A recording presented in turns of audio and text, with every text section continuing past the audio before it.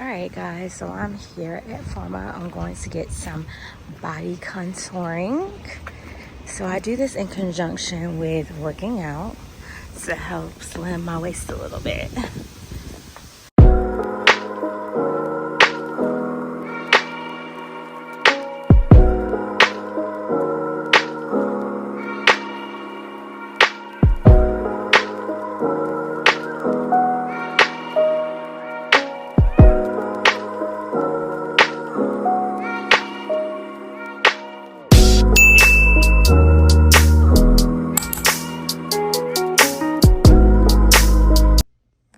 Okay, guys, so here's the room.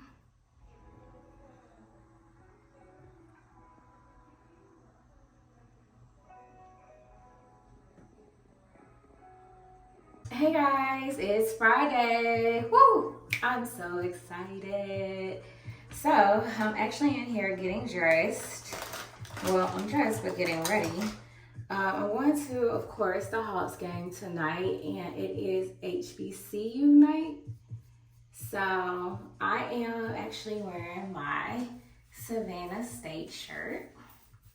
So although I did not graduate from here, I do feel like it's a part of my story, a part of my history, and I've met quite a few people during my time at Savannah State.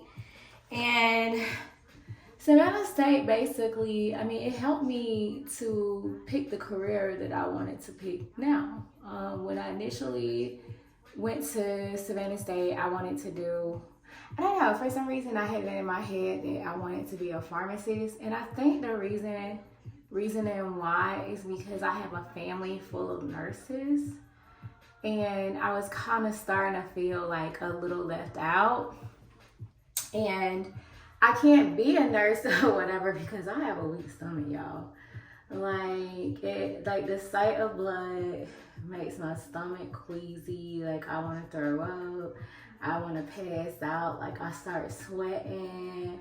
Like it's just really just not for me, guys. Like it's just not for me at all. So I thought, hey, I can still be in the medical field if I did pharmacy. Pharmacy, they just deal with basically prescribed medication, filling medications, recommended medications. I wouldn't have to too much see any injuries or anything because that's something that a doctor would have went ahead and saw before they prescribed this medication. So I was like, oh, I can be a pharmacist. They make some money. I didn't have to be in school all these years. So when I first went to Savannah State, I was a chemistry major. And I was in this program where I knew, I had a lot of friends that were in, it was called Magic STEM. I don't know if they still do that program now, but that's what it was called. It's for math majors, science majors, engineering majors, anything really science and math. That's pretty much what it was for. So I call myself being a chemistry major. And in high school, I love chemistry. I didn't have a problem with chemistry. I was good at math. Math was my subject. Math and science were pretty my top subjects that I excelled in school. But I only stayed there for a year, and after a year, I kind of just came back home for personal reasons.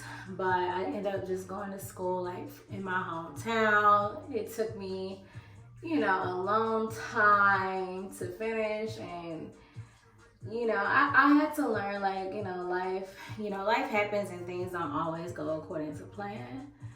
But as long as you finish something, as long as you get to the end goal, doesn't matter, when you get there, how long it takes you. It's just as long as you get there, good.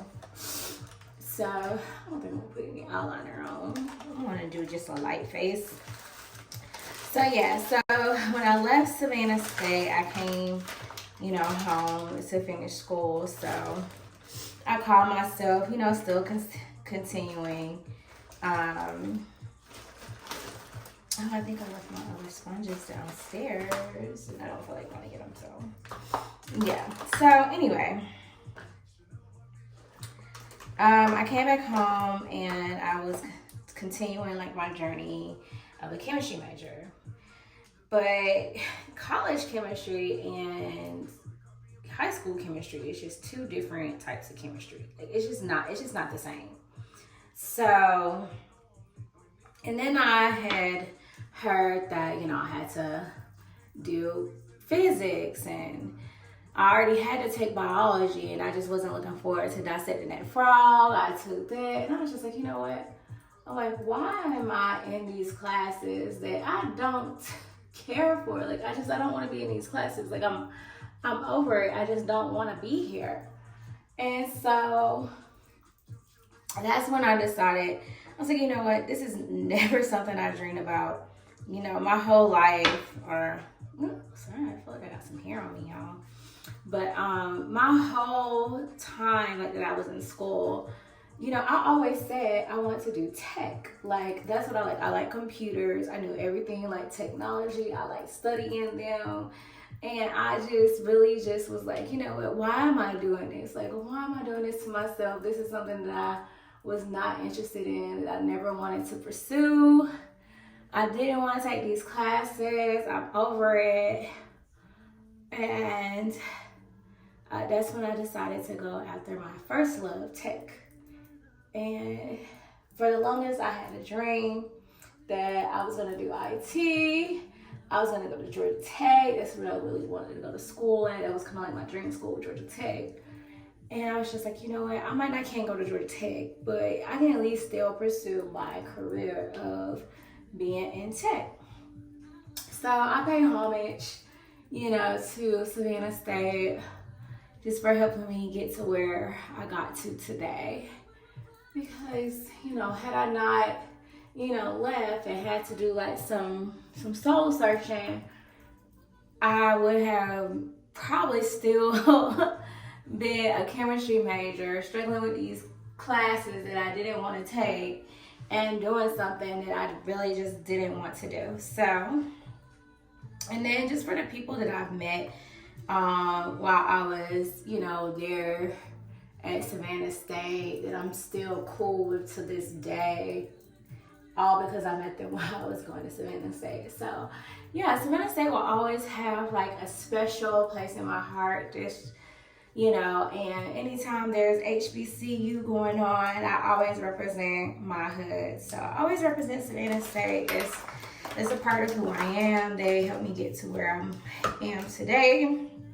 And so I am going to be repping them today for HBCU night at the game. So yeah, so did you guys go into any HBCUs, anyone? Like, just think about school, like it kind of made me miss like not going to school like in a traditional way. Because when I went back home, I didn't quite finish school right away, and then I went to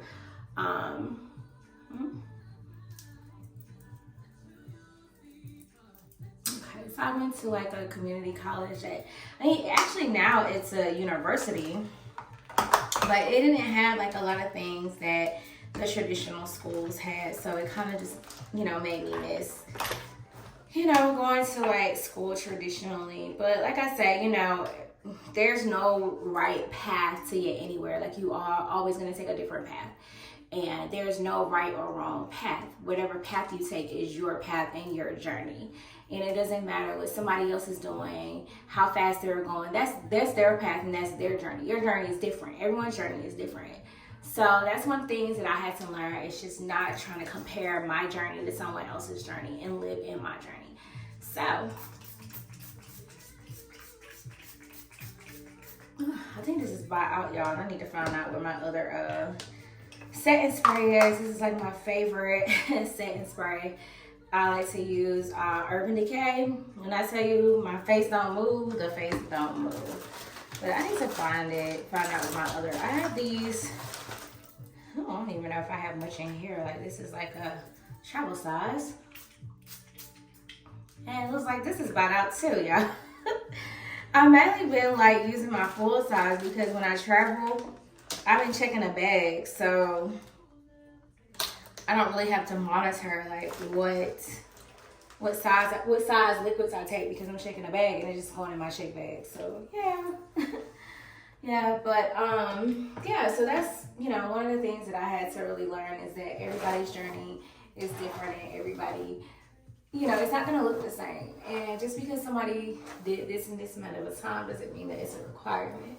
And so with that being said, I started college, well, I graduated high school in like 2005. So yeah, I'm old. I know it may not look like it. I've been told I had like a baby face, but yeah, I graduated high school in 2005, and life happened, but I stuck with it, and I was able to get my bachelor's degree in information technology. And 2014, I graduated from college, and I was so happy and excited that I feel like all my hard work had paid off. I'm finally here. So yeah, I finally graduated from college in 2014, and that kind of like catapulted like everything else that happened. Like it had a trickle effect. So once I graduated from school, like I always like wanted to like move away from my small town. Like I feel like granted, don't get me, I'm not gonna here to like knock like small towns, but I feel like small towns are for like when you've lived your life and you're ready to just chill.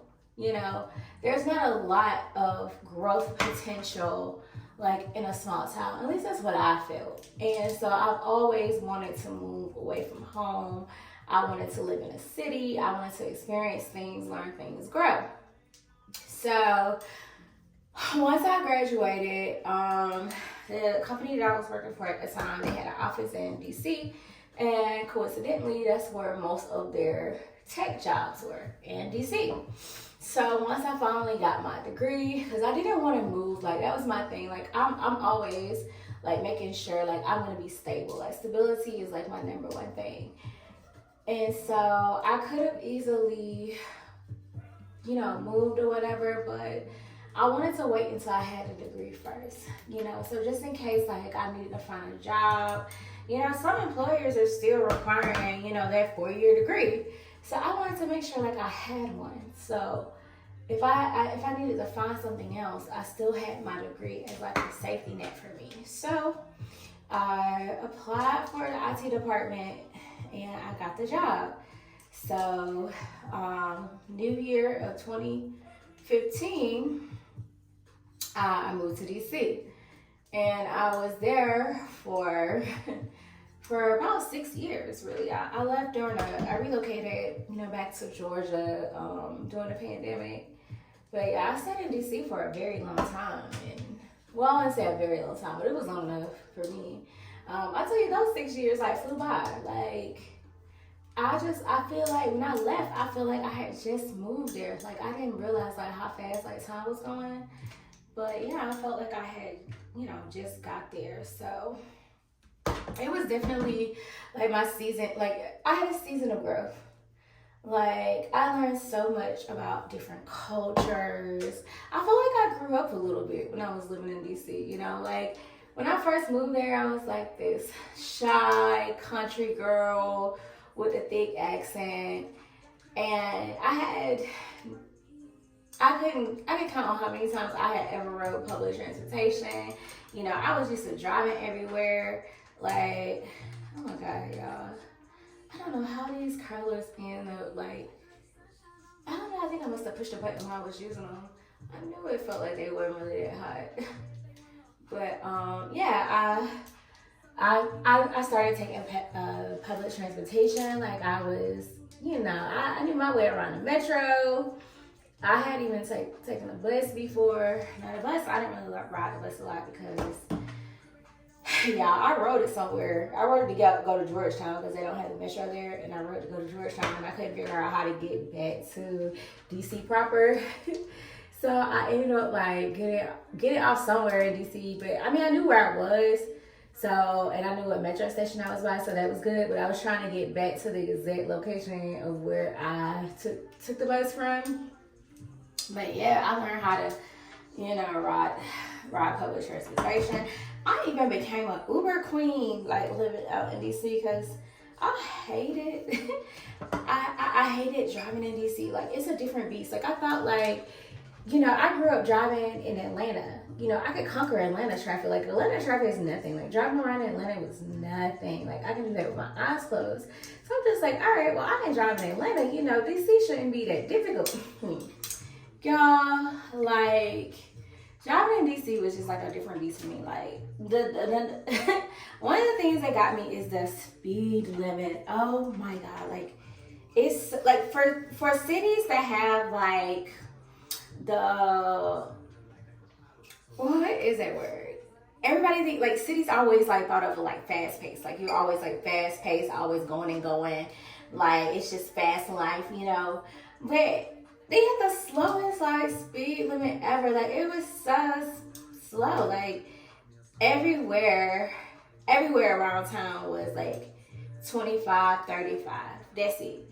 Like, in my little small town, what I'm used to, you driving through town like on like a major, like, those like major like highway roads. It's not really like the interstate.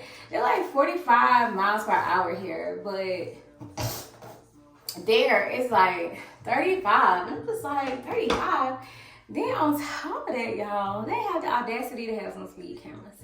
So, y'all, it took me a couple of tickets to realize that I was in like speed camera zones. Like, I had no idea that speed cameras existed until I moved to DC, because like I felt a little slow because I kept seeing like these little signs and it was like photo enforced. And I'm just like, what the hell is that? Like, I don't know what photo enforced mean.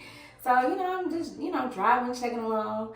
And so my car was still registered, for Georgia. So my mom, she called me one day and she was like, you got something from Montgomery County? And I was like, what? And she was like, yeah, you got something from Montgomery County. And I was like, for once, I'm like, well, how the hell Montgomery County know my Georgia address? Because I don't have any, I don't have any like registration, ties to like Maryland or anything like that. So I'm just kind of like, how the hell they know my address? So, I told her to like pull it up, look at it. She was like, oh. She's like, it's a ticket. And I'm like, a ticket? Like, what kind of ticket? She was like, it's a speeding ticket. She's like, ooh, they got a good picture of your car too. And I was like, then, I started FaceTiming her. I was like, well, let me see. What you looking at? Oh, whatever. Sure enough, y'all, it was a ticket. A ticket had came in the mail. They had a picture of like the side of my car, and they had a picture of the back of my car and the license plate. So I was just like, well, what area or what street did they say? Like, where was I when they said I got this ticket and I was speeding or whatever? Because, every ticket you get, it's going to have like your location, where you got a ticket. So when she told me like where it said I got the ticket, I was just like, that's the road I take to work. And then that's when it dawned on me.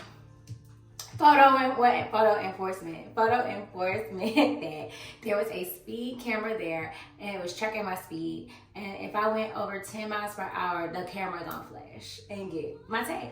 So then I was even irritated because like they tracked me going like, I think they said 37 and a 25 miles per hour zone. And I was just like, 37 ain't even that fast. And then I'm just like, oh, all these like slow rolls. So then that's when I learned like, all right, DC has speed cameras. If I ever see the sign like photo enforced, that means I need to drive with caution because the speed cameras are out. So yeah, so I had about a couple of tickets out after that one, and that was just like a trickle effect because them tickets take so long, to come in. The government process everything so different. They make you feel like you don't make you forget about the fact that you was speeding, then bam, they hit you with the ticket. So yes, I had a couple of tickets like come in, but I had learned my lesson. I was just like, yeah, I will not be speeding in DC. So that was one of the things that I really just didn't like about driving in DC. Is just it was speed cameras everywhere. Like you couldn't go fast. Like traffic was horrible. Like it took me like 30 minutes to go like 10 miles. Sometimes longer than that. Like it could take like 45 minutes. And then the other thing that I had to get used to, like driving up there, is pedestrians, people on bicycles, people walking. Like, I didn't have to worry about that in my small town. Like, I have to worry about like people on the road, like on bikes with me, like on the road. And then when I'm turning right, I have to constantly look out for people that's walking across the street, because DC is a walkable area. Like, people walk out there or whatever, and you have to be on the lookout, you know, for pedestrians. So I was just kind of like, dang, like I gotta make sure I don't hit nobody on a light, hit nobody walking, because they just like, you make a right turn, they don't care that your car coming, they gonna walk on out there. So you have to like triple check and make sure like nobody is coming when you're making these right turns, and you know, watch out for the bike lane and people on them moped scooters. Like, they was on them things out there too. So yeah, driving in DC was like a different beast. And my first year there, I just didn't drive. I only drove to work, and that's it. And they will cut you off in a minute, like in DC, and they cannot drive. And the reason why they can't drive because they are out there getting their licenses at like 23. Like, they grown as adults and they get their license, and so they, you know, about as grown as me and you, but they don't know how to drive. They inexperienced. And the reason why is just because it's a lot of, you know, public transportation out there in DC. So you really don't have to have a car. Like, if you didn't have a car, you can get by without having a car in DC. So I had to realize that, like, I'm on the road with a whole bunch of like inexperienced drivers. Like, I've been driving since I was 15. Like, soon as the law said, hey, and you know, country folks, you know, before then you could, you know, drive down the street and come right back, you know. So yeah, I have been driving like way longer than these people, and I'm just like, y'all out here, y'all grown, y'all some inexperienced drivers, and y'all out here aiming at people. So yeah, my first year, I just really just didn't like to drive. And then this one experience, I was just like, I am not driving in DC proper no more. Like, so DC had like, I call them home of the circles. You know, like the little circles in the roadway. More, you know, you enter and you gotta drive around a circle and you get to all these little streets and stuff. So yeah, they had a lot of those circles, okay? And one of these circles I was attempting to maneuver in, it had it where the inside lanes was blocked off and it only let you out at a certain street, and I had no idea. So I got stuck on the inside, and then when I was trying to like merge over, like nobody would let me over. They was just like, oh well, y'all, I had to ride around like almost twice like in that circle just so I can like finally like get out of that circle. Yeah, and after that I was just like, yo, I am never driving in DC again. So yeah, it took me a long time to like actually like drive in DC again, like, cause I was just like, I can't. So once I learned the behaviors of these drivers, I was able to safely. So when I left DC, I was a master. Yeah, I knew how to maneuver my way through the city. So yeah. Oh, guys. So yeah, so that's kind of like what my little journey, like. And then I learned about different cultures, like while I was there, like living in DC, like, you know, it was pretty much like where I'm from, you know, you were black, you were white, and you had a sprinkle of Asian and Latino, but that was about it. Like, I learned about so many different cultures. I tried like a lot of different ethnic food while I lived in DC.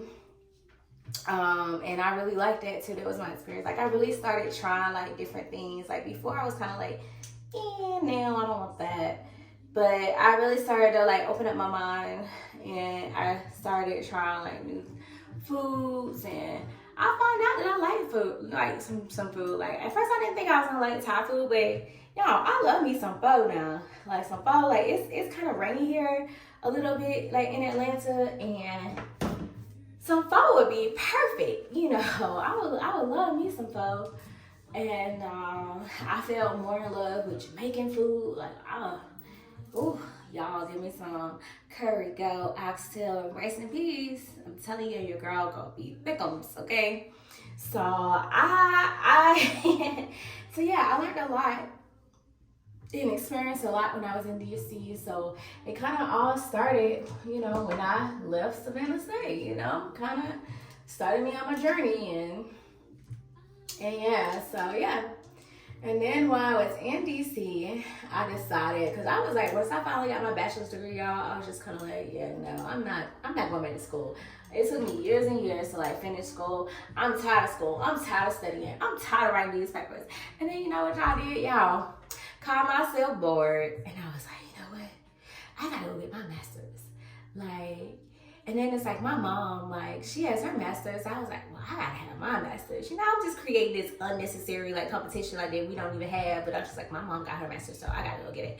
So then I decided to go to school, and I enrolled in graduate studies, and I got my master's in cybersecurity. So yeah, so in these times, like I was able, like when I thought like, oh, I'm never gonna finish school, I'm never gonna finish, I'm never gonna do this, like I'm gonna be stuck. Like I was able to like just say, you know what, let me just focus. And not only do I have 1 degree, I have 2 degrees. But that's where the degrees stop. Like I'm not going to doctorate school, I'm not studying like So now my just focus is like as far as in my IT world, it's just basically doing self-study and just give me some certifications for my, you know, corporate job. So yeah. So I am pretty much about what I am doing. And I am going to, actually, I have a friend that works at a bar, and I'm gonna head to the bar for drinks before the game because number one, like game food, I don't know why these arenas, like we already had to spend some coin to get up in here to see this establishment, to see these games. And then you have the nerve like to charge us $15 and $5 for some fries. We paying like $20, $30 for some burger, fries, and a drink. Like, I think it's just really ridiculous. And I think that these arenas need to stop price gouging because we already had to pay the price to be here.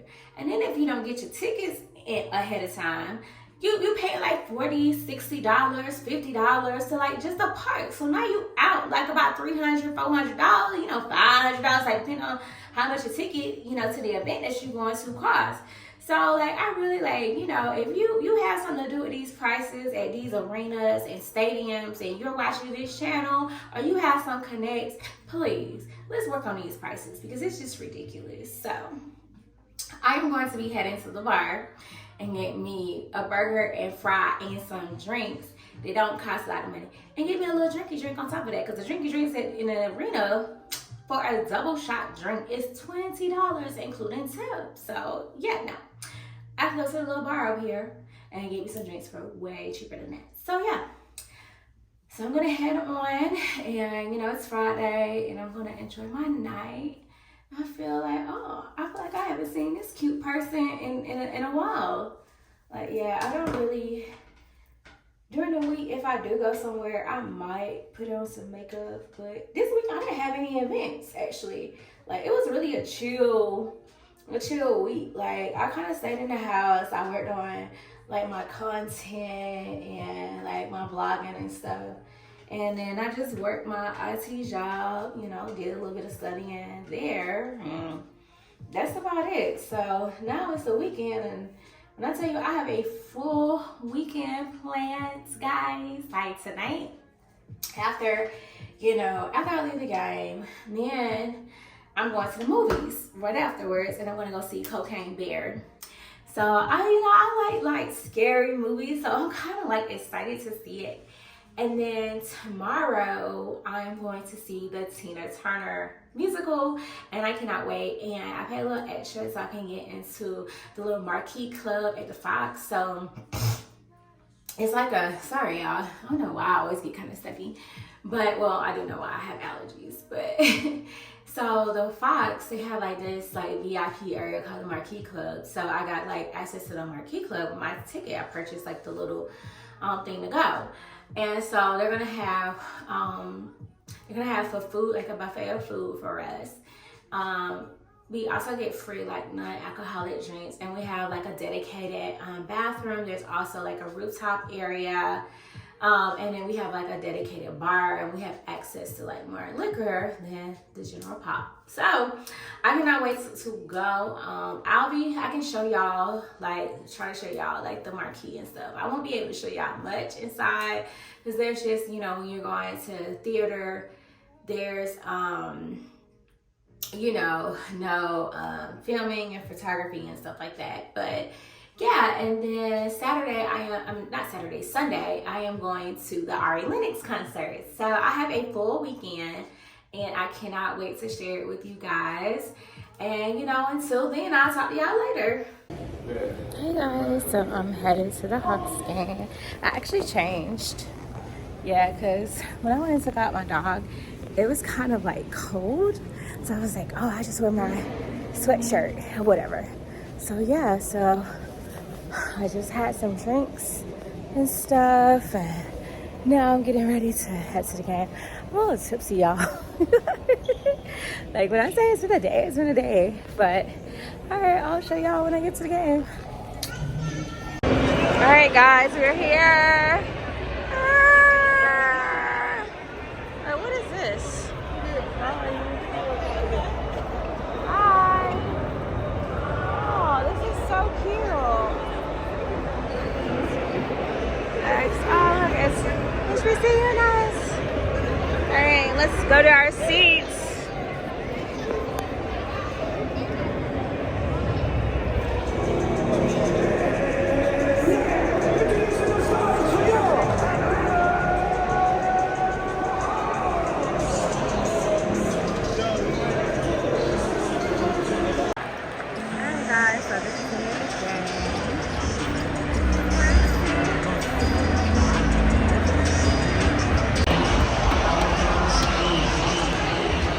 Your girl got one. Woo!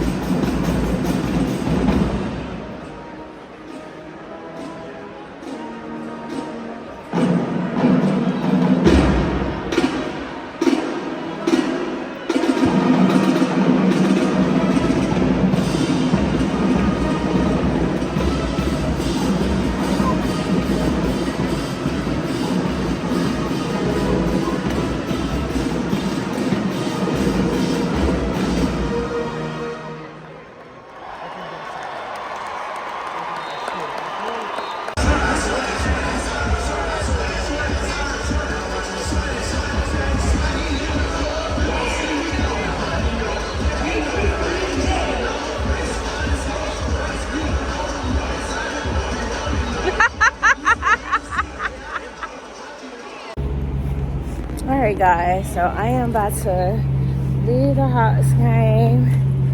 Like, it's a motherfucking blowout. And I'm about to go home real quick, check on my dog. And then I am going to head to the movies. Like, yeah, this night is given. Like, yes. Like, I'm really feeling my t-shirt. My sweatshirt. It's been a while since I've worn it. And it looks like after being hot like all week, it's like suddenly like cool. I know. So I was like, oh, I just wear my sweatshirt. So yeah, I am going to check in with you guys once I get ready to go to the movies.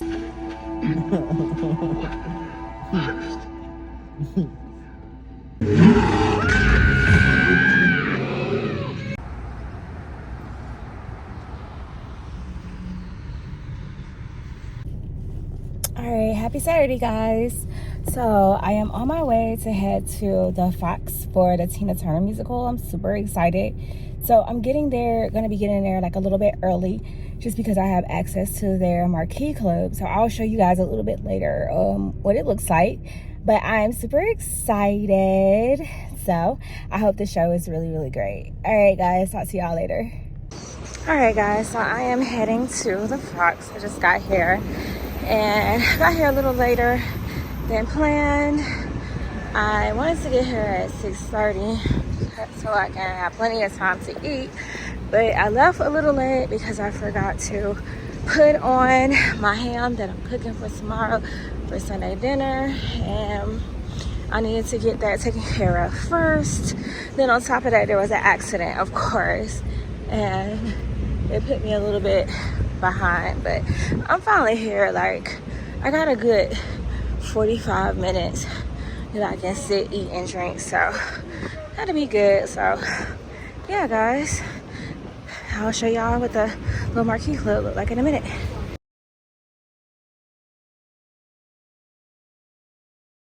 All right guys, so here we are in the Fox and I am going to go to the Marquee club. Alright guys, so here it is, the Marquee club. It is so nice. You guys got your wristband on, man? Oh. Right? Different cultures.